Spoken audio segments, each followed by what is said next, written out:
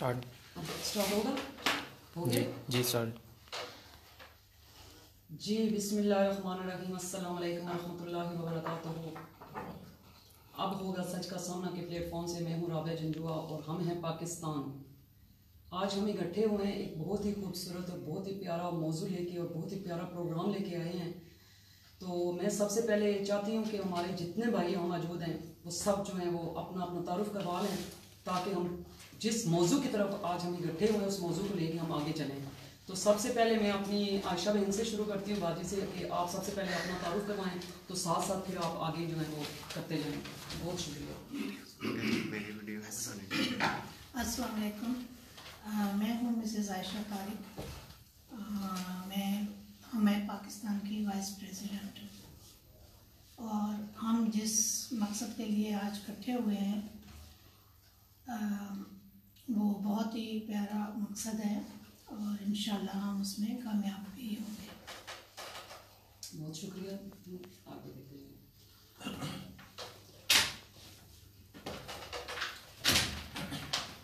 जी अस्सलाम वालेकुम रहमतुल्लाहि व बरकातुहू। मेरा नाम असदुल्लाह खान तारिक है और मैं पाकिस्तान का वाइस चेयरमैन हूँ। और आज हम एक बहुत ही अहम मकसद के लिए यहाँ पर जमा हुए हैं और हमें उम्मीद है कि हम कोई इस मकसद में अपने कामयाब हो जाएंगे और ज़रूर कोई फैसला कर सकेंगे। बहुत शुक्रिया।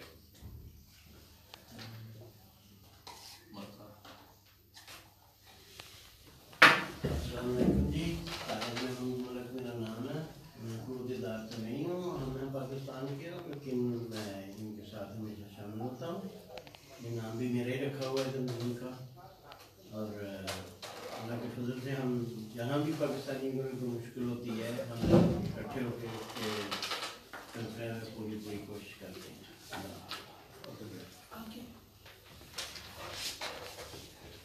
अस्सलाम वालेकुम, मेरा नाम खारिज ख्वाजा है और मैं हमें पाकिस्तान का एक मेंबर हूँ और आज इस मौजू पे हम गुफ्तगू करेंगे। उम्मीद है कि हम उस किसी नतीजे में पहुँच जाएंगे। शुक्रिया।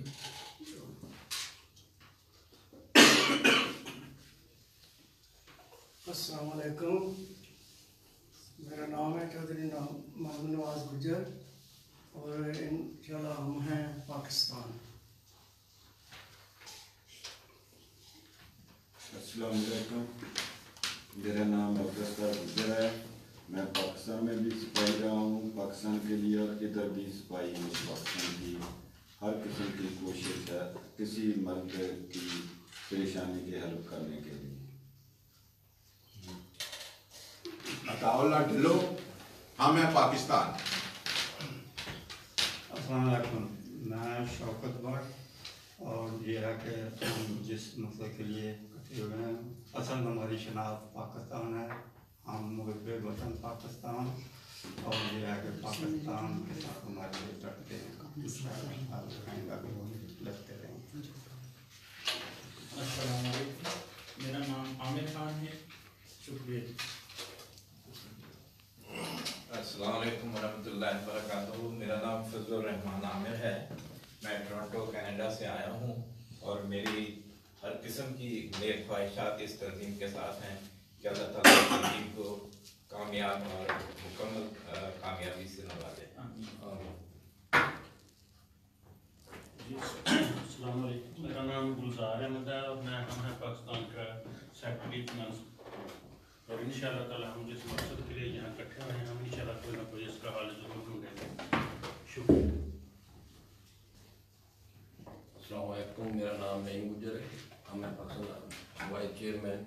हम लोग इंशाअल्लाह पूरी जदोजहद के साथ करके पूरी इमदाद हम पाकिस्तान के जितने दोस्त हैं उनकी इमदाद करेंगे। अस्सलाम वालेकुम, मेरा नाम महमूद सईद है। मैं पाकिस्तान का वाइस चेयरमैन और वानी भी हूँ। आज सारे हम यहाँ इकट्ठे हुए हैं। हमने अपनी बहन राबिया को दावत दी थी। हमारे कुछ मसाइल थे, ख़ास तौर पे जो डेपुटेशन हो रही है तो उस पर हम चाहते थे कि हमारी आवाज़ जो है ना मुतल्लिका अरबाब इख्तियार तक पहुँचे। तो इस सिलसिले में हमने इन्हें दी और ये दावत दी और उन्होंने उनकी मोहब्बत है ये सबूत है कि ये यहाँ पे तशरीफ लाई हैं और आज हम यहाँ बैठ के उन मसाइल पर बात करेंगे। तो हमें पाकिस्तान का थोड़ा सा तारीफ। जी बिल्कुल बिल्कुल। हम हैं पाकिस्तान, जब नाम सुनते हैं तो अंदाज़ा हो जाता है कि ये पाकिस्तानी है। इसके बनाने के पीछे एक बहुत बड़ी वजह ये थी कि जब मैं अपने वतन से कुछ मसाइल की वजह से यहाँ मैं आया तो यहाँ आके मैंने देखा कि जहाँ मैं जाता हूँ, किसी जगह में गया हूँ, किसी दफ्तर गया हूँ, सड़क पे हूँ, रोड पे हूँ, तो पहला सवाल ये होता था कि आपको कौन से मुल्क के हो। मुझे कभी किसी ने ये नहीं पूछा कि तुम कौन सी ज़ात की हो, तुम्हारा नाम क्या है, तुम्हारा फिरका क्या है।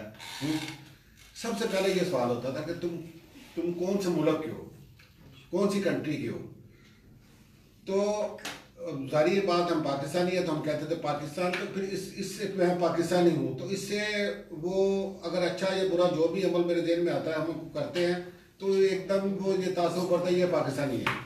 तो यही हमारी एक ऐसी शनाख्त है जो अनमिट है, जो ख़त्म होने वाली नहीं है, जिसको आप चाहे दो ही शनाख्तें होती हैं बंदे की, एक माँ की और एक माजरे वतन की, जो बदल नहीं सकती किसी तरह। आप यहाँ सदियों रह लें, यहाँ पे बहुत से लोग रह रहे हैं, मैं देख रहा हूँ, मैं मुख्तलिफ मुल्कों में भी गया हूँ, खासतौर पर कनाडा में मैंने देखा है, वहाँ इटालियन रह रहे 200 साल से 300 साल से। वो कैनेडियन उनके वो कहलाते इटालियन ही हैं और वो लोग भी उन्हें इटालियन ही कहते हैं, ये शनाख्त है। फिर जब मैं आगे थोड़ा सा बड़ा तो मुझे नज़र आया कि मैं मुख्तलिफ प्रोग्रामों में जाता था, जहाँ पे पाकिस्तानी इकट्ठे होते थे, मैं उस प्रोग्राम में जाना, मुझे कोई दावत मिलती थी या नहीं, मुझे इतला मिल जाती थी या मैं पढ़ लेता था तो मैं जाता था कि हमारे पाकिस्तानी भाई यहाँ इकट्ठे हैं, मुख्तलिफ सियासी बातों के प्रोग्राम होने, तंजीमों के अदबी इल्मी। तो इस लिहाज से मैं अपनी शराहत के हवाले से मैं वहाँ जाता था और बड़े मान से मैं जाता था। फिर आस्ता आस्ता जब वक्त गुजरता गया तो फिर मुझे जब मैं डीपली इंटर हुआ मुख्तलिफ तरह की तंजीमों में तो मुझे ये अंदाज़ा हुआ कि हम लोग तो यहाँ बिखरे हुए लोग हैं, हमारी शनाख्तें मुख्तलिफ चीज़ों के में हम बटे हुए हैं, हम वहाँ भी बिखरे थे, यहाँ पे भी आके हमें उन लोगों ने जो मुल्क पाकिस्तान के दुश्मन हैं उन्होंने बड़े गैर महसूस तरीके से हमें यहाँ भी तकसीम कर रखा है।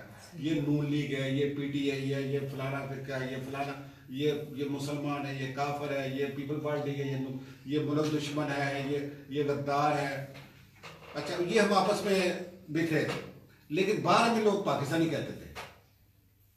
तो फिर मैंने सोचा, फिर मैं इसी तरह ये सफ़र चलता रहा। फिर मेरे ज़हन में आया कि क्यों ना मैं ऐसी तंजीम बनाऊं जिसमें हम महसूस करें कि या आने वाला महसूस ये करें कि हम पाकिस्तानी हैं। और अल्हम्दुलिल्लाह अब तक हम जितने भी कौमी त्यौहार होते हैं हमारे, या जो भी प्रोग्राम दुनिया में और भी कुछ मसाइल होते हैं, बर्मा का मसला हो गया, गजा का मसाइल हो, वहाँ पे जो इसराइली बर्बरियत हो गई, उसके लिए भी हम खड़े होते हैं। जो हमारी हिम्मत होती है उस हिसाब से हम चलते हैं। और यहाँ पे इस तंजीम का हर मेंबर पाकिस्तानी है, उससे आगे हम सवाल नहीं किसी से पूछते और उसके आगे सवाल की हमें ज़रूरत भी नहीं है। हमने यहाँ पे रह के कैसा माजर के साथ हमने यहाँ पे रह के बैरून मुल्क में रह के हमने पैसे डिलीवर किए पाकिस्तान में, हमने जब डिलीवर किए उससे खुशियाँ डिलीवर हुई। तो फिर मेरे भी जेब में ये सोच आई कि मैं यहाँ रह रहा हूँ, हमारे मुल्कों में इतने जगह जगह दरबार भी हैं, मुख्तलिफ़ किस्म के मजहबी इज्तिमा होते हैं, हर लिहाज से वो अजानें भी गूंजती हैं सर, तो मैं यहाँ क्यों आया हूँ और इस मुल्क में मैं क्यों आया हूँ। और इस मुल्क की जब मैंने हिस्ट्री देखी तो मैंने ये देखा कि ये तो मुल्क पहली जंग दूसरी जंग तबाहशुदा मुल्क था। और इस आप सब वाकिफ़ हैं, इसमें तफसील में जाने की ज़रूरत नहीं है। और ये किस तरह ये बने हैं, तो मुझे एक ही चीज़ नज़र आई, कौमी जज्बा। ये कौम है, हम एक कौम थे, हमने जैसे ही पाकिस्तान बना और सफ़र चलता गया, आप ये देखें कि 1971 में तफसील में नहीं आता, 1971 का कितना बड़ा वाक़या हुआ, मुल्क दो नख्त हो गया। और आज तक हमने हमारी जो आने वाली मौजूदा नस्लें उन्हें तो पता ही नहीं है। और हमने उस पर अगर उस दौर में वो हमूदुर्रहमान कमीशन बना था जब बाद में, तो उसकी रिपोर्ट भी बड़ी देर बाद शाया हुई, हमने गौर ही नहीं किया। हमने कौमी तमीर की तरफ तवज्जो नहीं दी। हम पे छाने वाली वो जो कोड़ की काशत थी, वो जो अंग्रेज़ों के पौधे थे, अंग्रेज़ों के परवरदा थे, वो उनकी नस्लें हम पे हावी आती गई। वो निज़ाम, डेरा सिस्टम, जागीरदार सिस्टम, और आस्ता आस्ता उन्होंने गैर महसूस तरीके से हमें तकसीम करना शुरू कर दिया। हम लसानी तौर पे तकसीम हुए, और लसानी तकसीम जो तअस्सुब की बना पे बांग्लादेश में बना, ये भी एक वजह है। और फिर हम बाकायदा तकसीम है, बरादरियों में तकसीम है, हम फिरकों में तकसीम है, हम सियासी पार्टियों में तकसीम है। हम जो सियासतदानों जिनको पसंद करते हैं, हम उनके असूलों की वजह से कम ही करते हैं, जज्बाती की वजह से, और हम अंधे मौत के होते हैं। इसी तरह सियासी लोगों के भी, और इसी तरह मजहबी लोगों के भी मौत के होते हैं। हमारी ज़हनी नशोनुमा इस तरह हो गई है कि फलाना MP MLA आया था, वो उसके साथ लैंड क्रूजर थी, इतने कलाशनकोव वाले थे, वो बड़ा दबंग था, उसने थानेदार का थप्पड़ मारा था, मजिस्ट्रेट को पकड़ के गाड़ी से नीचे उतार लिया था। हमने ये पैमाने हमारे जेलों में पेवस्त हो गए हैं कि जो बड़ा होगा वो ही सारा कुछ होगा, जो पैसे से और असर सूद से बड़ा वही हमारा लीडर। हम अपना भूल गए हैं। हम बड़ी ताकत है, हमें उस ताकत को महसूस करना है, हमने उस कौमी जज्बे के धारे में खुद को भाना है, तो तब भी हमारा पाकिस्तान बचेगा और मजबूत होगा। इस वक्त पाकिस्तान, मैं आपसे एक सवाल थोड़ा सा करना चाह रही हूँ कि आपने ये कब महसूस किया कि हम पाकिस्तान हैं, ये मुझे करना चाहिए काम, ये आपने कब ये सोच किस तरह ये क्यों आई? देखें, ये मैंने आपको बताया कि मैं बेसिकली पाकिस्तान में भी इस तरह की था, जज्बाती था। 4 सरकारी नौकरी है मेरी, 3 में से मैं टर्मिनेट हुआ था अपनी हरकतों की वजह से, 4थी मैं छोड़ के आ गया था। तो फिर मैं यहाँ आया, तो फिर यहाँ आके भी मैं ये चाहता था कि मैं यहाँ पे और तरीके से अपने घर वालों को, फैमिली को सपोर्ट कर रहा हूँ, उनको खुशियाँ दे रहा हूँ, तो मैं ये क्यों ना ये जो सोच है इसको क्यों ना फैलाऊँ। ये मैंने स्टडी की, खाली कमाना, ये देख रहे हैं आप कहते हैं नमाज पढ़नी चाहिए हर ये कोई क्वालिटी नहीं है, ये आपकी ड्यूटी है। तो इस तरह ये मैंने अपनी ड्यूटी और अंदर दोस्तों में एक क्वालिटी पैदा करने की कोशिश की, और ये मैंने सोच अपनी सोची कि किस तरह कौमें बनती हैं। इस कौम के और इस नज़रिए का नाम, इस कौम की तकसीम, कौमी नज़रिए को फैलाने का नाम हम है पाकिस्तान है। मैं हर एक को, हम हर एक को, मेरे जितने साथी हमारे हैं, ये बाजिया शाह है, तारिक साहब हैं, नदीम गुजर है, गुलजार साहब है, ख्वाजा साहब हैं, हम सिर्फ एक बात जानते हैं कि कोई पाकिस्तानी हो हमारे पास आए या मुझसे मिले, अगर आप उसकी मदद करना चाहें या उसके साथ अच्छे बर्ताव करें, तो हम एज ए पाकिस्तानी करते हैं। किसी से नहीं पूछते हैं वो मुझे क्या समझता है, वो मुझे काफिर समझता है, वो मुझे मुसलमान समझता है, वो जो समझता है समझता रहे।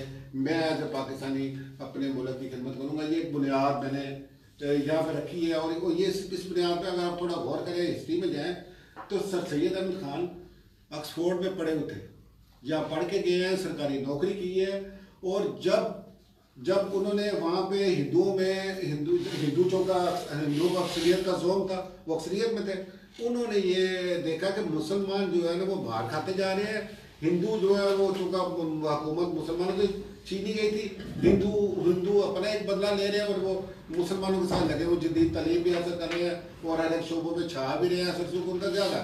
फिर हिंदुओं ने मुतालबा किया कि जो उर्दू ज़बान है इसको हिंदी अल्फ़ाबेट में होना चाहिए। तो वो बड़े ज़हन के इंसान थे सर सैयद अहमद खान, उन्होंने महसूस किया कि मुसलमान जदीद तालीम हासिल करें, नहीं तो ये अक्सरियत के बुलबोते पे हमें चीड़ जाएंगे, बड़ी बुरी हालत में थे मुसलमान। फिर वहाँ से इस बात पे तो तालियां बजनी चाहिए।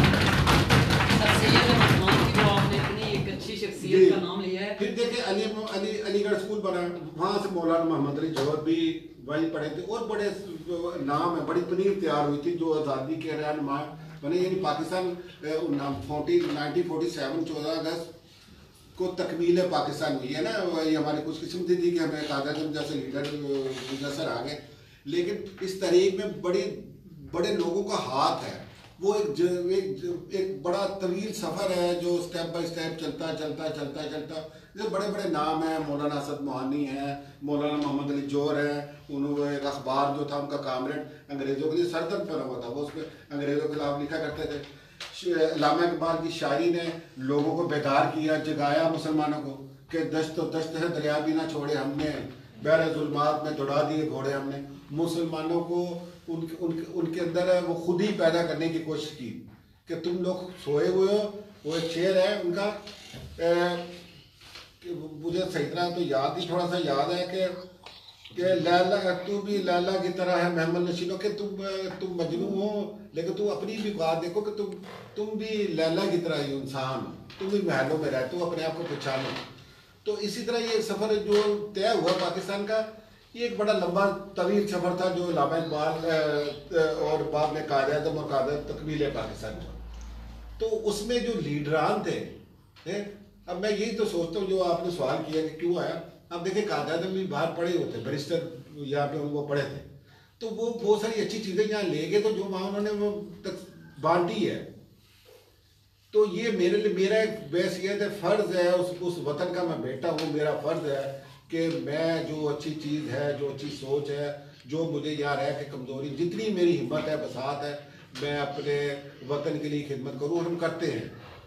तो इसलिए हमने एक प्लेटफार्म बना दिया, हम हैं पाकिस्तान, हम हर एक कौमी त्यौहार मनाते हैं, हमारे रास्ते में रुकावटें भी हैं, मुश्किलें भी हैं, लेकिन हमें परवाह नहीं, हमारे पास इतना वक्त ही नहीं है कि किसी को जवाब दें, किसी के लिए रुके। क्या आप सैयद साहब, आपसे मैं सवाल पूछती हूँ, जो आपने हम हैं पाकिस्तान, तो क्या आप समझते हैं कि माजरत के साथ इस वजह से ना वो कभी कभी मुझे सैयद साहब भी कहते होते हैं कोई इतना साफ ना सवाल कर देना वो सवाल की बात आती है कि हमारे जितने हम कम्युनिटी बनी हुई है, पाकिस्तानी कम्युनिटी है, माजरत के साथ का मैं भी हूँ, आप भी, हम सब, हम पाकिस्तान हैं, तो क्या ये लोग दिल से ये आपके साथ जब आप बुलाते हैं तो आप समझते हैं कि ये लोग पाकिस्तान के लिए मुखलिस हैं? देखिए, मैं सबको पाकिस्तानी समझता हूँ, जो पाकिस्तान के रहने वाले हैं, उससे आगे दिलों के हाल तो खुदा बेहतर जानता है। ठीक है ना, मेरा नहीं, मैं अपना अकेले कहना कहूँगा, जो हमारी टीम है, हमारा काम है, हम प्रोग्राम एक तरतीब दे देते हैं, 14 अगस्त का हो, 23 मार्च का, और या कोई ऐसे मसाइल हो तो हम एक प्रोग्राम तरतीब दे देते हैं। या बहुत से लोग जानते हैं वो नहीं भी आ सकते, मैं कहता ज़रूर हूँ, वो नहीं आ सकते, तो हमें क्वांटिटी से कोई मतलब नहीं। अगर किसी के पास वक्त है तो आ जाए, अगर कोई नहीं आता तो तब भी हमें फिक्र, टेंशन, परेशानी नहीं है, हम हमारा ज़मीर मुतमिन हो जाता है कि हमने कुछ किया। लेकिन हमें सबसे पहले सैयद साहब, हमें सबसे पहले तो ये देखना पड़ेगा ना कि हम हैं पाकिस्तान में, या मैं कह रही हूँ कि अब होगा सच का सामना, ये बात सच्ची है। तो जब तक हम अपने ऊपर ये बात लेके नहीं आएंगे, हम दूसरों को ठीक नहीं कर सकते। तो सबसे पहले तो हमें अपने आप को देखना है, हम कैसे हैं, पहले ये करेंगे, फिर हम दूसरे पे लागू करेंगे। और उसके लिए एक टीम वर्क ऐसा हो जो मिलजुल के सही, एक मुट्ठी, जिस तरह वहां लिखा हुआ है कि एक हुए थे तो बना था पाकिस्तान, एक रहेंगे तो बचेगा पाकिस्तान, यानी ये चीज जो आपने लगाई है, इसी को, यही मोटो लेके हम आगे चलें। तो अगर हम इसके झंडे तले, अगर हम नीचे हम खड़े हैं तो झंडे तले जमा है, तो हमारा ईमान है कि इस परचम के साए तले हम एक हैं। तो जब हम एक होंगे तो वही बात आती है, तौबा इस्तग़फ़ार के लफ्ज़ कहते हैं बचेगा पाकिस्तान। जब एक नहीं होंगे, जब दिलों में नफरतें होंगी, तो हम कैसे बचाएंगे? जिस मौजू की तरफ मैं आना चाहती हूँ, माज़रत के साथ ये बहुत बड़ी लंबी डिबेट हो जाएगी, हम आज जिस मौजू की तरफ आना चाहते हैं वो ये है कि हमारे यहाँ जर्मनी में कसीर तादाद में जो डिपोर्ट हो रहे हैं पाकिस्तानी, हम उसके लिए भी जो सबसे अहम जो उनका मौजूद था, माज़रत के साथ आपके जो वो सवाल में रिकॉर्ड दिए, इस वजह से जरा उसकी तरफ आना है क्योंकि वो थोड़ा वक्त है उनके लिए चाहिए। अब वो बच्चे जो हैं, जो जिस तरह डिपोर्ट हुए हैं यहाँ, आप सबको पता है, तो आप इस बारे में मैं आपसे सवाल पूछूंगी, फिर आयशा माजी से पूछूंगी, फिर आपसे भी पूछूंगी कि आप, मैं इस दौर से गुजर चुकी हूँ, जंगलों में रही, पहाड़ों में रही, बर्फों में रही, हर वक्त हर जगह पे ये मैंने जो उनके साथ आज जो कुछ हो रहा है, और वो लोग वहां से जो आए हैं पाकिस्तान से, वो अपना सब कुछ बेच के आए हैं वहां, अपने क्या पता माँ का जेवर बेचा, किस बीवी का जेवर बेचा, कहां से उधार लिया, क्या क्या किया। अब उनका कसूर नहीं है, ना हमारे हम सब का कसूर है, बल्कि हमारे हुक्मरानों का कसूर है। क्यों? कि उन्होंने पॉलिसी ठीक नहीं बनाई हुई। हमारे लोग अब यहाँ आए हैं सैयद साहब, तो यहाँ आके उन लोगों को अब डिपोर्ट किया जा रहा है। मैं यही कह रही हूँ कि हम आवाज ऐवाने बाला तक पहुंचे, हर जगह पे मैंने ग्रुपों में शेयर किया है, वो ज्यादा से ज्यादा इसको शेयर करें, क्योंकि जिन बच्चों के, जिनके हैं जवान जो है, उनके बच्चे, बास के बच्चे भी हैं, यही बात है ना सैयद साहब, बच्चे भी हैं जिनको डिपोर्ट किया गया है। तो अब किस कानून के तहत अगर उनसे भी पूछा जाए, वो हुकूमत का काम है, हुक्मरानों का काम है कि इनसे पूछे कि जिनके बच्चे हैं आपने उनको डिपोर्ट क्यों किया है, ये नहीं, ये सवाल बनता है। तो आपके ख्याल में आप क्या समझते हैं कि ये जी थोड़ा सा बता देता हूँ कि ये जो डेपोटेशन हो रही है, एक तो पहली बात तो ये कि हम इसे बीइंग ए जर्मन गवर्नमेंट के हम नहीं थे, गैर कानूनी नहीं समझता जी, ठीक है ना, किसी हद तक। अच्छा, मुकम्मल तौर पे मैं मुतफिक भी नहीं हूँ, क्योंकि पॉलिसी है, पॉलिसी मैटर है, हर मुल्क का अपने फायदे के लिए सोचता है। अच्छा, दूसरा, इसके लिए हम आज से काम नहीं कर रहे, हम बहुत देर से काम कर रहे हैं। इसके लिए हमने मुजाहरे भी किए, हमें हकाम बाला से हमारी मुलाकातें भी हुई, जो बेहोडे थे या MPM जो मुकामी थे उनसे भी मुलाकातें हुई। अच्छा, ये पॉलिसी मैटर चूँकि चल रहा है और ये जो डिपोर्ट हो रहे हैं, इससे पहले हम एक प्रोग्राम कर चुके हैं, तो उसमें यही बहस हुई थी कि यहाँ पे जो जाने वाले हैं ना, उसकी जो वजह है, जो डेपोटेशन की आसानी की वजह ये है कि हमारी हुकूमतें इनको कागजात बना के देती हैं। तो इस सिलसिले में जो हमारे बस में है वो हम करते हैं, करते रहे भी हैं, मुजाहरे भी किए हमने, और एम्बेसी वालों से भी मिले हैं, कौंसलेट वालों से, प्रेस क्लब वालों से भी बात की थी।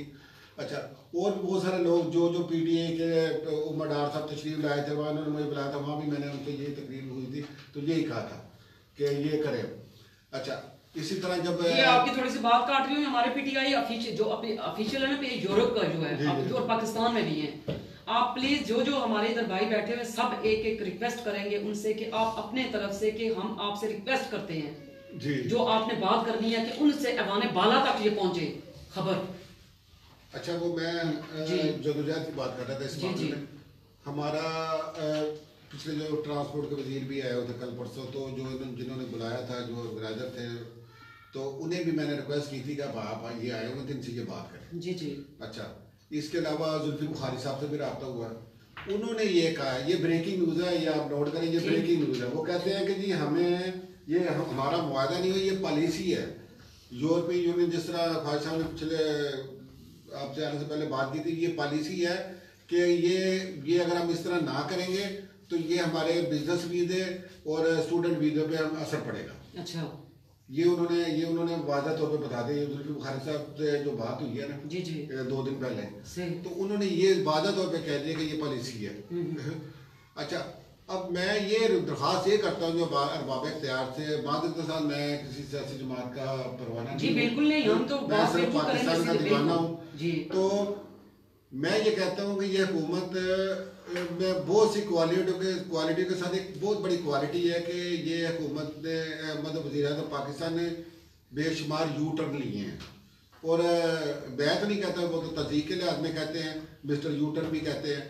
तो अगर इसमें भी थोड़ा सा यू टर्न ले, हम ये नहीं कहते अगर वादा हो गया, अगर पाकिस्तान की सालगिरह का कोई मसला है तो हम नहीं कहते, अगर इसमें गुंजाइश निकलती है तो इसको फिलहाल फ्रीज कर दे, स्टिल कर दे, कोई ऐसा रवैया तैयार करे कि 2-4 साल में टाइम मिल जाए, ये लोग सेटल हो जाए, बाकी या फिर इस तरह करें कि अपने मुल्क में ऐसी पॉलिसियाँ बना दें, कोई ऐसी पॉलिसी आप इमरान खान से मुताबिक हमसे कर रहे हैं, पॉलिसी बना दें, हम भी वापस चले जाए, तो ये सारे वापस चले जाएंगे, मुआशी पॉलिसी बना दें, और जो भी निज़ाम अगर वो बेहतर हो जाता है तो यहाँ सब जाने को तैयार है। अगर मैं नहीं 30 साल से इधर है, या गुजार साहब 35-40 साल से इधर है, या यहाँ जो वो 45 साल से इधर है, हम सब जाने को तैयार है। हम यहाँ जो फिरते हैं तो हमारा वजूद ही फिर रहा होता है।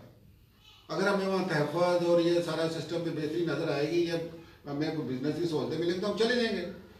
हम तो यहाँ रहते ही नहीं है, हम तो यहाँ खादम मजदूर बन के रह रहे हैं अपने वतन के। आप सही भाई, वो जो आप जिनके बारे में कह रहे थे, आप प्लीज आप उनको, मैं जब तक इनसे बात करती हूँ आप उनको कॉल पे ले सकते हैं लाइव, वो जो बात की थी, जी जो आप कह रहे थे कि मैं उनसे बात करवा सकता हूँ। हाँ, मैं करता हूँ बात। ये हमारे साथ जो है ना वो मौजूद है, तो हम साथ साथ बात करेंगे, क्योंकि वो डिपोर्ट जो बच्चे हो रहे हैं, जो लड़के हो रहे हैं, हम उनके साथ इज़हार यकजहती के लिए हम इकट्ठे हुए हैं। क्यों कि हमें पता है कि उनके साथ बास के साथ जो है वो जो कुछ हुआ है आप सबको पता है, लेकिन मैं सवाल करना चाहती हूँ। तो आपने सबसे पहले, सॉरी मैं नाम ही भूल गई, सॉरी, तारिक साहब आपसे मैंने एक सवाल पूछना है कि आप क्या समझते हैं कि ये जो डिपोर्ट हो रहे हैं, चलें आप हम भी मानते हैं तो आप भी मानते हैं, सारे मानते हैं, गैर कानूनी भी नहीं है, कोई कहते हैं गैर कानूनी है, कोई कहते हैं कानूनी था, ये तो आपकी ख्याल में आप क्या कहते हैं, आप क्या पैगाम देना चाहते हैं मैं इस सिलसिले में ये पैगाम देना चाहता हूँ कि गवर्नमेंट जो है वो अपनी पॉलिसी में कुछ नरमी इख्तियार करे और इतनी जल्दी ना करे इनकी जो अच्छा, मैं इस सिलसिले में ये पैगाम देना चाहता हूँ कि जो गवर्नमेंट है, गवर्नमेंट ऑफ पाकिस्तान जो है वो इनकी जो शनाख्ती कागजात जो हैं वो इतनी ज़्यादा जल्दी ना करे कि वो एकदम आज यानी कि विद इन ए वीक उनके सारे पेपर्स वगैरह तैयार हो जाते हैं और अभी वो कुछ सोच भी नहीं पाते, किसी को बता भी नहीं पाते। और बाद दफ़ा तो लोग किसी के बिल्कुल बैठे हुए होते हैं, उनको उठा के ले जाते हैं। कि पिछले दिनों केस हुआ है कि उसका बच्चा और बीवी इधर थे, उसको अकेले को उन्होंने पाकिस्तान भेज दिया। जी जी। तो इस सिलसिले में गवर्नमेंट को कुछ ज़रूर सोचना चाहिए और इस बारे में ख़ासतौर से जर्मनी की हुकूमत से गुफ्तगू करनी चाहिए कि अगर वो भेजना भी चाहते हैं, यकीनन ये उनका हक है। अगर उनके घर में लोग आ गए हैं, वो समझते हैं कि ये गैर कानूनी है या कोई तारकीन वतन है, तो उसके लिए अगर वो नहीं कुछ कर सकते, लेकिन कम से कम थोड़ा टाइम उनको ज़रूर देना चाहिए ताकि वो कुछ मज़ीद यहाँ पर रह सकें। तारिक साहब, आपके पास कोई इन्फॉर्मेशन है उनके बारे में कि जिन जिन बच्चों को उठाया है, जिन लड़कों को, तो इन्फॉर्मेशन कोई है? ऐसी इन्फॉर्मेशन होती है कि जैसे कोई किसी को उठाया है, उन्होंने आपको पाकिस्तान भेज दिया है, वहाँ से उसका फोन आया है। अभी जैसे पिछले दिनों जो लड़के गए थे उनमें से एक ने फोन पर बताया था कि वो उसको एक दूसरी जो मुसीबत है, वो जब वहाँ पहुँचते हैं तो उनको FIA पकड़ लेती है। तारिक साहब, मैं आपसे फिर बात करती हूँ। हमारे साथ वो लड़का मौजूद है जिसकी बात हुई। आपने किसके बारे में बात कर रहे थे, आप प्लीज बताइएगा। तो इन्होंने बात की है जुल्फी बुखारी साहब से। जी जी, आप इनके बारे में तारुफ करवाएं। तो ये मोहम्मद अली अवान फैसलाबाद से इनका ताल्लुक है और सियासी घराने से इनका ताल्लुक है, मारूफ सियासी घराना फैसलाबाद का। और इनकी नानी में बता रहे थे कि जब यूनियन जैक उतारा था ना, लाहौर में शायद हुआ था वक्त, तो उनमें इनकी नानी भी शामिल थी। जी अस्सलाम वालेकुम, आप हमें सुन रहे हैं? जी बेटा, आपका क्या हाल है? कोई बात नहीं, मेरे पास है। बेटा आपका क्या हाल है, ठीक हो? जी मैं बीमार हूं, मैं ठीक तो नहीं हूं, लेकिन बहुत शुक्रिया कि आप जो है वो आए। आपने जो है वो जो हम तारकीन वतन, हमारे जो भाई जो है, जो बेटे मेरे जो इधर से हुए हैं, डिपोर्ट हुए हैं, तो आप उनके बारे में कोई इन्फॉर्मेशन वगैरह है आपके पास? तो आप प्लीज लाइव जा रहे हैं, आप कुछ बताना चाहते हैं? जुल्फी बुखारी से उनकी बात है।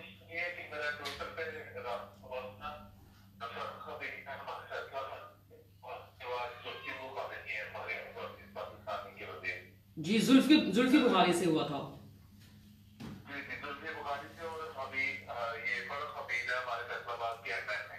अच्छा जी जी, इन दोनों से मेरा रास्ता हुआ है और जुल्फी बुखारी साहब के सामने मैंने ये बात रखी थी कि जी हमारे जो पाकिस्तान के रेफ्यूजीज हैं उनको डिपोर्ट किया जा रहा है जर्मनी से। तो आया ये आपकी कोई पॉलिसी है या आपने कोई मुआयना किया है? क्योंकि पिछले दिनों में वजीर खारजा भी हमारे महमूद कुरैशी भी इधर आए थे, तो पहले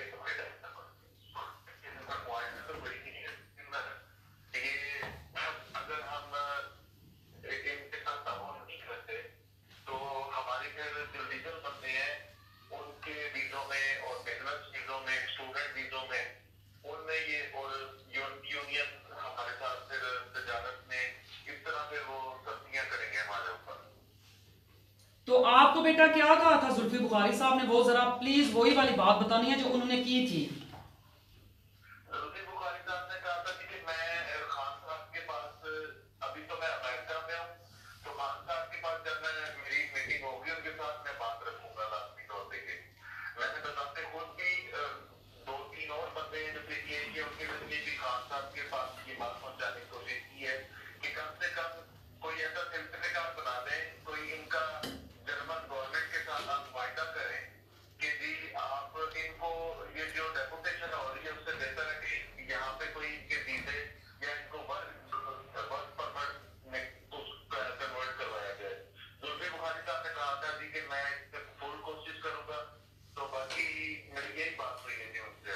अच्छा, तो आपसे बस मैं आखिर में यही पूछना चाह रही थी जुल्फी बुखारी के बारे में। तो आखिर में बेटा आपसे पूछना चाह रही हूँ कि आपके पास क्या क्या इन्फॉर्मेशन है? जो जर्मनी से लोग डिपोर्ट हुए हैं, आपके पास कोई है इन्फॉर्मेशन? यानी जो डिपोर्ट लोग हैं उनसे कोई बात हुई है? जो इधर से गए हैं उनसे बात हुई है, डायरेक्ट बात हुई है, या आपने खुद अपनी आंखों से देखे हैं जो इधर से डिपोर्ट हुए हैं, मिले हो, या इस तरह की कोई इन्फॉर्मेशन है? मैं तो ट्रैवल नहीं कर सकता थी कि मैं उनसे बात करूं,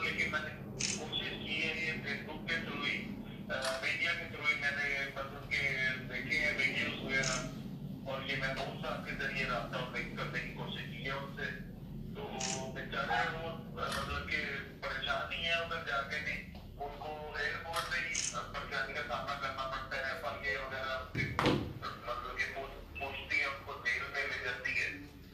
चलें, बहुत शुक्रिया बेटा आपका। आप आखिर में कोई नौजवान को जो इधर आते हैं, जो इस जर्नी में आते हैं, जो ख्वाब लेके आते हैं, क्या उनको कोई पैगाम देना चाहते हो? आप जवान बच्चे हो।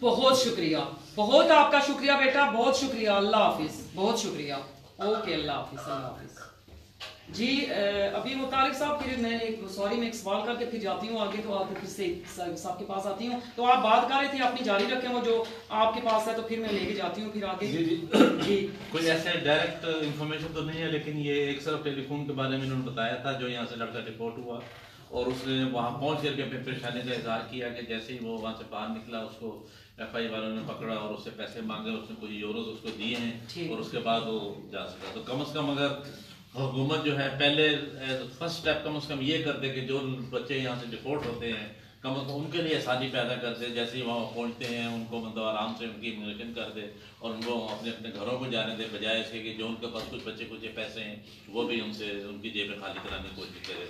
तो मेरा ख्याल है कि इस पर बहुत सख्ती से और इमीडिएटली अमल होना चाहिए, और ये मेरा और खान साहब के लिए, खान साहब की हुकूमत के लिए भी ज़्यादा मुश्किल काम नहीं होना चाहिए। आप आखिर में क्या पैगाम देना चाहते हैं हमारी नौजवान जो तबका जो इधर आ रहा है, जो ज्यादा कोशिश कर रहे हैं हम यूरोप में जाएं या उधर जाके हम सेटल हो, तो क्या पैगाम देना चाहते हैं? सबसे पहली बात तो ये है कि अगर बहुत ही ईमानदारी से मैं आपसे ये कहना चाहता हूँ कि आप कोशिश करें कि अगर आप स्किल्ड नहीं हैं या आपके क्वालिफाइड नहीं हैं तो आप बिल्कुल आने की कोशिश ना करें अगर आपके पास डॉक्यूमेंट्स नहीं हैं, क्योंकि दूर के ख्वाब जो होते हैं वो सुहाने होते हैं। यहाँ पर आकर भी आपको इतनी जल्दी वो सब कुछ नहीं मिल सकता जिसकी आप ख्वाहिश लेकर या जिसकी आप ख्वाब देखते हैं। तो पहला तो मेरा आपसे यही है पैगाम कि आप प्लीज़ कोशिश करें कि अपने मुल्क में ही, क्योंकि मुल्क के हालात अब अच्छी समत पर जा रहे हैं, अच्छी तरफ जा रहे हैं, अपने मुल्क की खिदमत आप करें, आप अपने मुल्क के अंदर ही कुछ करने की कोशिश करें। और मुझे बड़ी उम्मीद है कि आप हम लोगों से भी पाकिस्तान में ज़्यादा बेटर हो सकेंगे। बहुत शुक्रिया आपका। मेरे साथ मौजूद हैं जी राना साकिब साहब मौजूद हैं, PTI को ये कोऑर्डिनेटर है ये PTI के। तो ये मैं इनसे जो है वो थोड़ी सी बात करती हूँ। जी अस्सलाम वालेकुम साकिब साहब, आप मुझे कुछ सवाल करना, आपको आवाज आ रही है? जी साकिब साहब, आज हमने जो है वो प्रोग्राम किया है, मैं भी हूँ, सैयद साहब हैं, तारिक साहब हैं, हमारे साथ भाई हमारे इधर आज मौजूद है, हम इकट्ठे हैं। आप प्रोग्राम आज हम कर रहे हैं इसी मौजू पे, जो डिपोर्ट कर रहे हैं, जो बच्चों को डिपोर्ट किया जा रहा है, गैर कानूनी भी हैं और इस तरह के जो जिनके बच्चे भी हैं। तो इस सिलसिले में हमने एक बच्चे से भी बात की है, क्या नाम था सैयद साहब उसका? मोहम्मद अली ऐवान से भी बात की है। तो वो भी, उसने भी अपना लाइव अपना जो बात उसने बताई है, जो कुछ बताया उसने, वो आप सुन लेंगे। तो आप प्लीज, मैं आपसे पूछना चाहती हूँ कि आपने भी बड़ी आवाज उठाई है इन बच्चों के लिए, तो आप क्या कहना चाहते हैं? आप लाइव जा रहे हैं, आप क्या कहना चाहते हैं अवाम को, खास तौर पे पैगाम क्या देंगे जवानों को और साथ हुक्मरानों को क्या कहना चाहते हैं?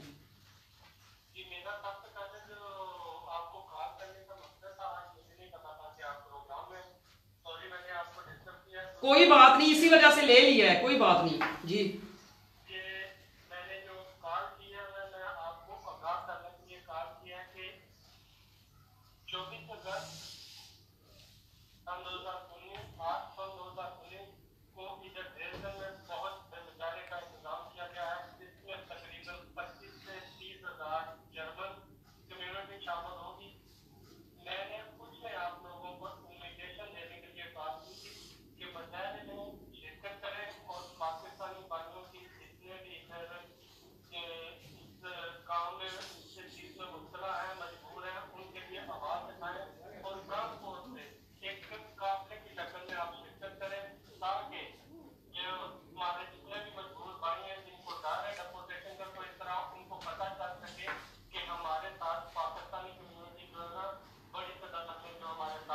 साकिब साहब माजरत के साथ आज हमारे सारे इधर बैठे हुए हैं, अच्छे लोग बैठे हुए हैं। मुझे बहुत खुशी हुई है कि बहुत ही अच्छे लोग हैं जिनमें मैं आज बैठी हुई हूँ।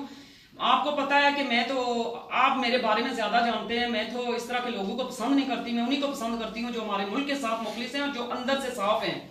और जो मुजाहरे की आप बात कर रहे हैं, हमारे सईद साहब भी इधर बैठे हुए हैं, तो सईद साहब ने भी कहा था कि हम ये करेंगे, तो मैंने कहा कि मैं आपको जो है वो बताती हूँ कि हम सारे इकट्ठे हैं आज इधर, तो हम सब एक दूसरे की अपनी अपनी जो है राय लेंगे। इस तरह वो भी बताएंगे, भाई भी बताएंगे, सारे बताएंगे। तो मुजाहरे की जहां तक हाथ होती है ना, तो वहां आके वो कह देते हैं, पता है ना आपको, जिस तरह वो होता है कि हम आगे जो बात आपके दिल में होगी, आपके दिल वाली बात जो है वो लोगों तक नहीं पहुंच सकेगी, क्योंकि वहां सिर्फ मुजाहरा होगा। तो आपको मैंने इस वजह से इस कॉल पे लिया है कि मकसद ये है कि आप क्या कहना चाहते हैं हुक्मरानों से।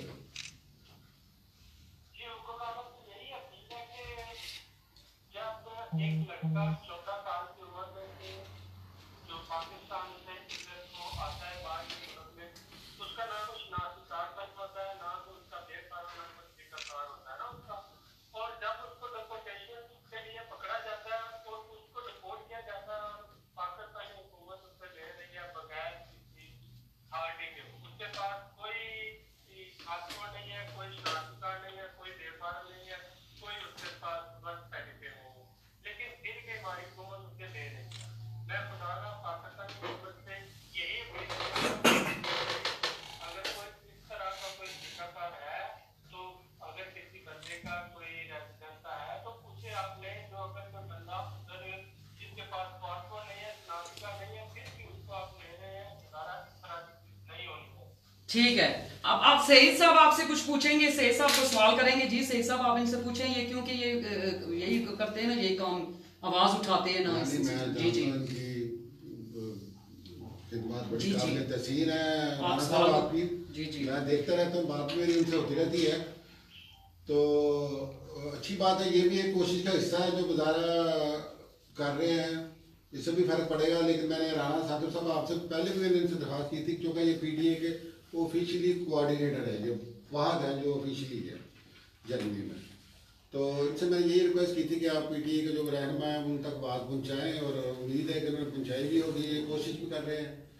तो नहीं, साकिब साहब को पता है, ये सॉरी सईद साहब की, इनको पता है कि जो काम अमली होता है ना, अमली काम करना पड़ता है। अब जहां तक रह गई है ना कौन क्या है, कौन, मुझे पता है साकिब साहब के बारे में कि ये वो इंसान है, मैं इनको इंसानी शख्सियत कहती हूँ इस वजह से कि इन्होंने भी ओहदे की भी और मेरी तरह भी ओहदे की, इनको पता है कि पीट है कि मुझे भी बड़े ओहदे, ये होता होगा वो होता। ओहदू को मारे ना गोली, हमने ओहदू को अगर हम लेना है तो हम ओहदू को पास रख के, तो हमने तो किसी की आवाज उठानी नहीं है, हमने काम करना है अमली।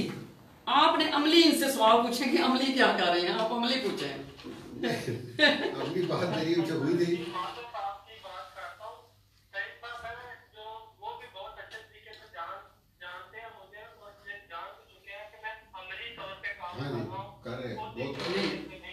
मुझे पता है इनके बारे में, जी पता है। मैं आगे से सवाल पूछूंगी इन्हीं से, क्योंकि मैंने किसी और से पूछना नहीं है कि अमली तौर पे ये जो तो कर रहे हैं, लेकिन ये समझते हैं कि जो आगे लोग हैं और भी जो कर रहे हैं वो अमली आगे आवाज उठा रहे हैं, वो खुद कर रहे हैं। जी जी सही बात है।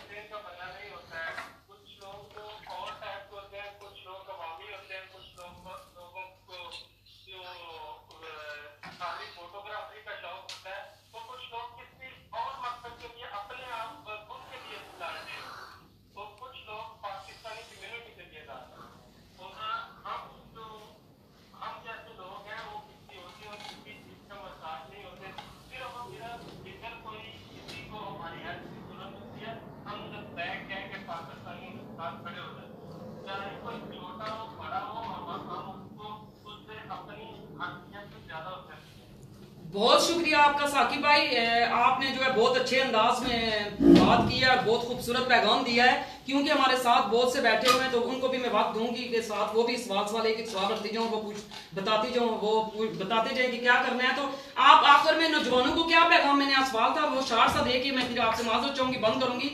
नौजवान जो पाकिस्तान में बैठे हुए हैं, जो आना चाहते हैं यूरोप में, उनको क्या पैगाम देना चाहते हैं?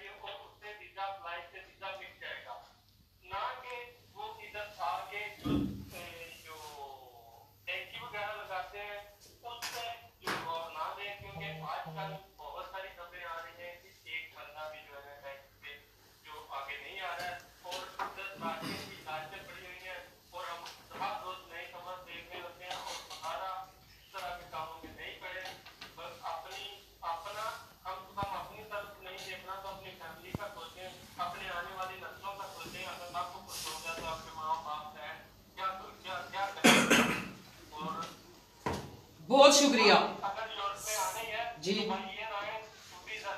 बहुत शुक्रिया साकिब भाई, आपका बहुत शुक्रिया। तो हम प्रोग्राम को आगे जो है वो चलाना है, तो आपसे फिर माजरत चाहते हैं। तो बहुत बहुत शुक्रिया कि आप प्रोग्राम में शामिल हुए और आपने अपनी आवाज जो है ऐवान बाला तक पहुंचाई। बहुत शुक्रिया, अल्लाह हाफिज, बहुत शुक्रिया जी। अब मैं गुज्जर साहब को दें, गुज्जर साहब इनके बारे में कि ये हमने पाकिस्तान के जो है वो वाइस चेयरमैन है, तो जरा ये बताए ना, हमारा ये पकड़े ना, ये जरा आप बताए ना कि आप इनको लोगों को, हाँ जी वही ना, आप इस तरह नहीं आप भी बताएं कि उनके बारे में वो जो उनको क्या पैगाम देना चाहते हैं, कोई भी बात कर दें आप, हुक्मरानों को क्या पैगाम देना चाहते हैं इन लोगों के बारे में जो रिपोर्ट हो रही है।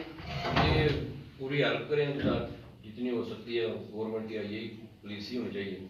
जितने जो दोस्त इधर आए हुए हैं बड़ी मुश्किल से बैठे हुए हैं, जब जाते हैं, जब जैसे तारक सर ने बोला एयरपोर्ट के ऊपर, वो काफ़ी मुश्किलें पड़ती हैं। तो मैंने ये भी काफ़ी लोग सुनता रहता हूँ, एयरपोर्ट पर जो जाते हैं जब गवर्नमेंट आगे से हेल्प नहीं करती जी, ये मैं गवर्नमेंट को ये कहता हूँ, ये उनकी हेल्प करें जितनी हो सकती। बहुत शुक्रिया। अब मैं बहुत ही प्यारे भाई हमारे, हमें पाकिस्तान के फाइनेंस सेक्रेटरी ना 2015 से जो मेंबर भी हैं उसने 2005 में बहुत चले आ रहे हैं। जबरदस्त। तो अब आप मेरे सेक्रेटरी भाई बताएंगे ना, जरा आप ये बताएंगे जो अभी मैंने सवाल पूछा है ना, इनसे यही पूछा है कि क्योंकि नौजवान जो है आजकल गलत वो रास्ते से ना ढेंकियां लगा के तो यहाँ तक पहुँचते, तो आप उनको क्या पैगाम देते हैं, क्या कहते हैं कि क्या करना चाहिए उन्हें? बिस्मिल्लाहिर्रहमानिर्रहीम। मेरा उन भाइयों से या उन बच्चों से यही पैगाम है या यही मेरा उनको मशवरा है कि ठीक है, वहाँ बेरोज़गारी बहुत ज़्यादा है पाकिस्तान में, लोग अपने अच्छे मुस्तकबिल के लिए यूरोप का रुख करते हैं। इनसे दरख्वास्त है कि अगर कोई लीगल तरीका हो या अगर बंदा कोई अच्छा पढ़ा लिखा हो, तो वहाँ पाकिस्तान में भी लोग नौकरियाँ करके खाना कमा रहे हैं, अपनी रोज़ी कमा रहे हैं।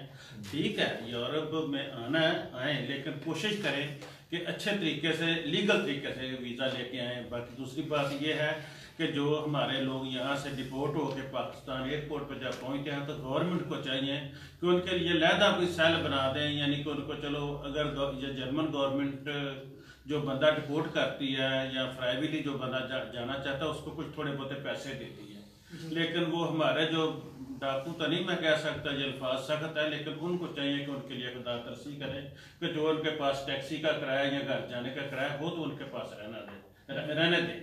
मेहरबानी होगी अगर इस मामले में भी अगर और इमरान खान के को कुछ कोई पैगाम दे सकते हैं, यही कह सकते हैं कि ये जो मामला है, अगर जब मतलब इतने बड़े केस हैं जो अभी तक फ्रीज हुए हुए हैं, तो ये केस भी कुछ देर के लिए फ्रीज करते हैं, कोई बात नहीं। कब जब कोई ऐसा हादसा होता है या कोई वाकया होता है तो कमेटी बन जाती है, कमेटी की रिपोर्ट कब आती है आज तक हमें नहीं सुना। कोई खुदा ना अल्लाह माफ करे जो पेशाब में वाकया हुआ था उसकी कमेटी बनी थी, कोई और कोई वाकया होता है उसकी कमेटी बनती है, इसकी भी एक कमेटी बना के किसी तरीके से उस वक्त को टालने की कोशिश करेंगे। ओवरसीज हम लोग खून पसीने की कमाई जो है वो भेजते हैं पाकिस्तान में, ये तो बात ठीक बात हमारे है, हम लोग यहाँ जी, पैसा कमाने के लिए नहीं आते, क्योंकि एक भाई ने पहले ये बात थोड़ी सी सीक्रेट है, इसको आप छोड़ दें।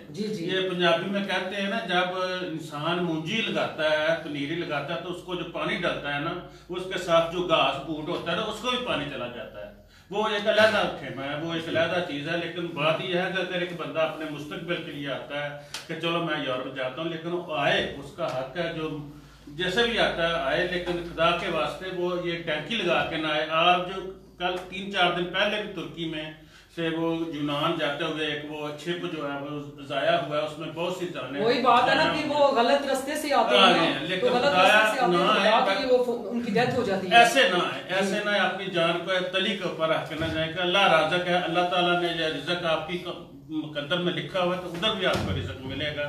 खुदाया अपनी जान को तली के ऊपर रख के ना आए।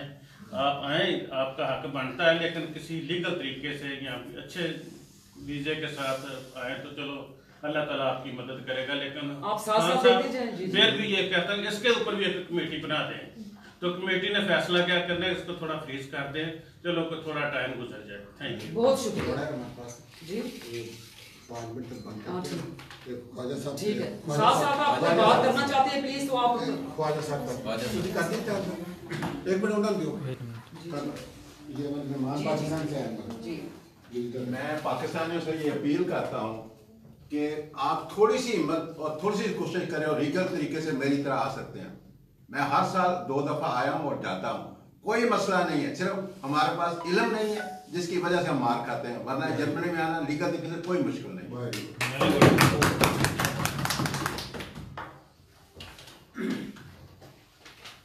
मैं बात सिर्फ करूंगा मगर टू द पॉइंट करूंगा। जी जी। बात यह कि अब तक जो बात हुई है वो ये अंदाजा लगाया गया कि उनको कहा गया कि आप आए तो लीगली आए, बात ठीक है। असल मसला है वो है कि जो यहाँ मौजूद है उनके लिए सोचना है कि उनके लिए क्या किया जाए। असल मसला ये है हम चले गए किसी और तरफ के वो लीगली आए, बात ठीक है, लीगली आना चाहिए, मगर जो यहाँ मौजूद है उनको लिए वो उनको भेज रहे हैं, उनके लिए क्या किया जाए, वही ना उसी के लिए। तो मैं ये एक रिक्वेस्ट करता हूँ, जब तक हम एक हजूम से कौम नहीं बनेंगे ये मसला नहीं हल हो सकता। इस वक्त हम एक हजूम है, किसी का मुंह मशरिक की तरफ है, किसी का मगरिब की तरफ है। देखिए जो लोहा होता है ना, लोहा, उसमें भी सेल होते हैं, इसमें नॉर्थ साउथ लिखा होता है, मगर जब उसमें मैग्नेट फेरा जाता है, मैग्नेट को फेरा जाता है तो सबका मुंह नॉर्थ का नॉर्थ चला जाता है, सबका साउथ चला जाता है, तो एक अलग मैग्नेटिस बन जाता है, वो कौम बन जाती है। जब तक हमारा जो मुंह और मुंह एक तरफ नहीं होगा हमें कौम नहीं बन सकते। अब इसका हल ये है कि लीगली हल है इसका, कानून के साथ हमें कोशिश करनी चाहिए, कानून के साथ।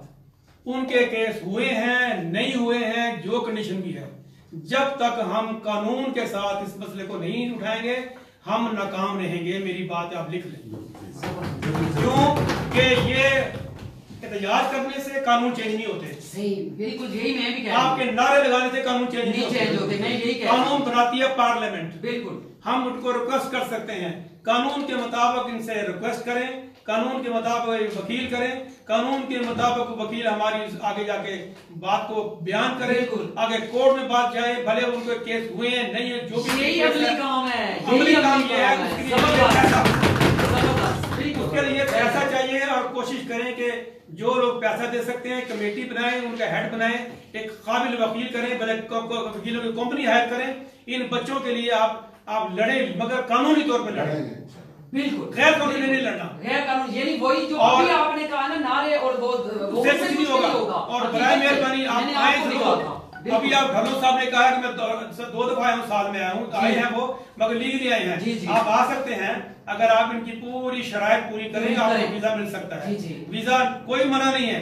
अब तो 2 दिन से ये मैं सुन रहा हूँ, खबरें भी आ रही हैं कि जो स्टूडेंट्स हैं उनके लिए वीजे की आसानी हो गई है यहाँ पर। सही बात है, ठीक है। तो अब ये कि आप लीगली आए और काम से, भले आपको वेल्डर का काम आता है तो वेल्डर का सर्टिफिकेट लेके आए आप, बिल्कुल, कारपेंटर सर्टिफिकेट लेके आए, मगर लीगली आए आप, बिल्कुल जबरदस्त। गैर कानूनी ना आए, बराए मेहरबानी रायपुर ना आए। दूसरों की तो हमें भी तकलीफ होती है हमारे पाकिस्तानी भाई को देख के, और आपके घर वाले परेशान होते हैं। अब हजारों में दूर बैठे यहाँ पर, उनको परेशान करते हैं और खुद ही परेशान होते हैं।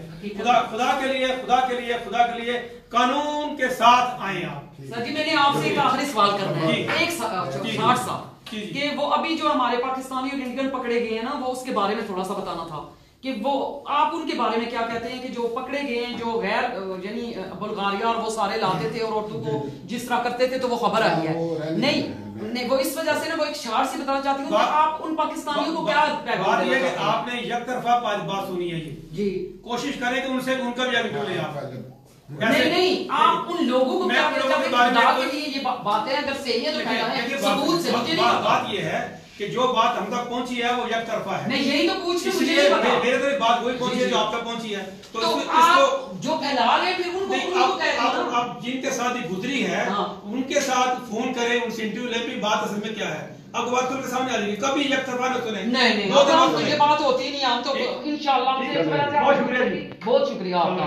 जी सैयद साहब, आप आखिर में कुछ कहना चाहते हैं तो फिर वाइंड अप करते हैं प्रोग्राम को।